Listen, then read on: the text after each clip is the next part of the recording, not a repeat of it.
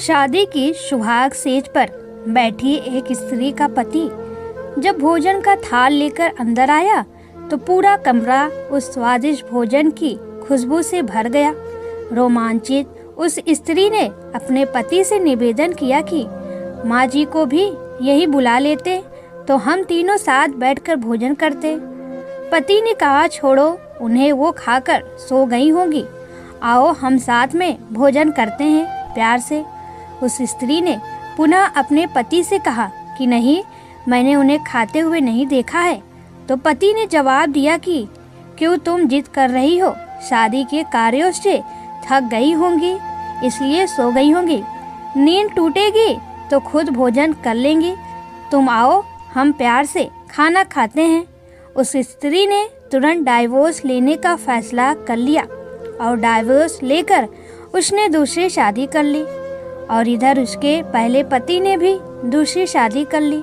दोनों अलग अलग सुखी घर गृहस्थी बसाकर खुशी खुशी रहने लगे।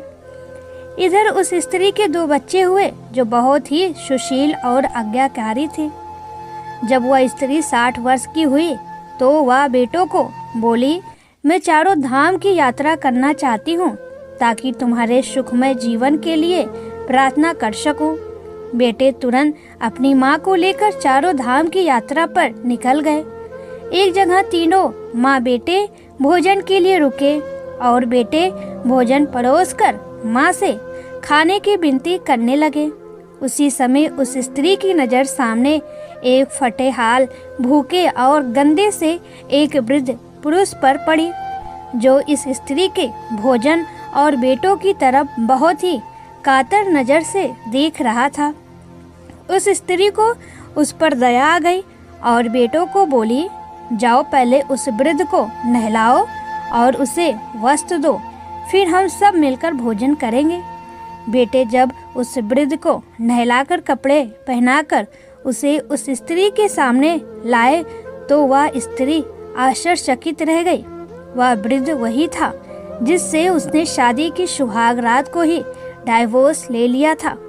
उसने उससे पूछा कि क्या हो गया जो तुम्हारी हालत इतनी दयनीय हो गई। तो उस वृद्ध ने नज़र झुका के कहा कि सब कुछ होते हुए भी मेरे बच्चे मुझे भोजन नहीं देते थे, मेरा तिरस्कार करते थे, मुझे घर से बाहर निकाल दिया। उस स्त्री ने उस वृद्ध से कहा कि इस बात का अंदाजा तो मुझे तुम्हारे साथ सुहाग रात को ही लग गया था, जब तुमने पहले अपनी बूढ़ी माँ को भोजन कराने की बजाय उस स्वादिष्ट भोजन की थाल लेकर मेरे कमरे में आ गए और मेरे बार बार कहने के बावजूद भी आपने अपनी माँ का तिरस्कार किया।